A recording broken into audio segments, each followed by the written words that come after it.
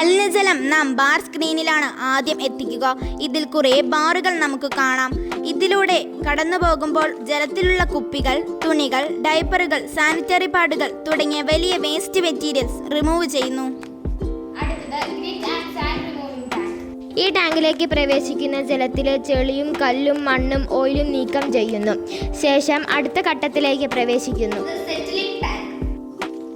Settling ടാങ്കിലേക്ക് പ്രവേശിച്ച ജലത്തിലെ അവശേഷിക്കുന്ന ചെളി ആ ടാങ്കിൽ അടിയുന്നു.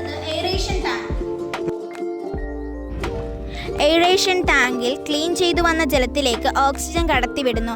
മലിനജലം സംസ്കരിക്കുന്നതിനും സ്ഥിരപ്പെടുത്തുന്നതിനും എയറേഷൻ ടാങ്കിൽ ബാക്ടീരിയകൾക്ക് ഓക്സിജൻ നൽകുന്നു. ജൈവനാശം സംഭവിക്കാൻ ബാക്ടീരിയകൾക്ക് ഓക്സിജൻ ആവശ്യമാണ്. വിതരണം ചെയ്യുന്ന ഓക്സിജൻ മലിനജലത്തിലെ ബാക്ടീരിയകൾ ഉപയോഗിച്ച് കാർബൺ അടങ്ങിയ ജൈവവസ്തുക്കളെ വിഘടിപ്പിച്ച് കാർബൺ ഡയോക്സൈഡ് വെള്ളവും ഉണ്ടാക്കുന്നു. എയറേഷൻ ടാങ്കിലൂടെ കടന്നു വരുന്ന ജലം ക്ലോറിനേഷന് വിധേയമാകുന്നു. ക്ലോറിൻ ജലത്തിലെ ബാക്ടീരിയയും സൂക്ഷ്മജീവികളെയും നശിപ്പിക്കുന്നു. Storage tank. ഇത്തരത്തിൽ ശുദ്ധീകരിച്ച ജലം സ്റ്റോറേജ് ടാങ്കിലേക്ക് ശേഖരിക്കുന്നു. ഇത് നമുക്ക് പല ആവശ്യങ്ങൾക്കായി ഉപയോഗിക്കാൻ സാധിക്കുന്നതാണ്. ശുദ്ധീകരിച്ച ജല വിതരണത്തിന് മുമ്പ് ലാബിൽ പരിശോധിച്ച് ശുദ്ധത ഉറപ്പാക്കുന്നു. കൺട്രോൾ റൂമിലാണ് ഈ ഒരു സംവിധാനത്തിലെ പൈപ്പുകളും പമ്പുകളും ഫിൽറ്ററുകളും കൺട്രോൾ ചെയ്യുന്നത്.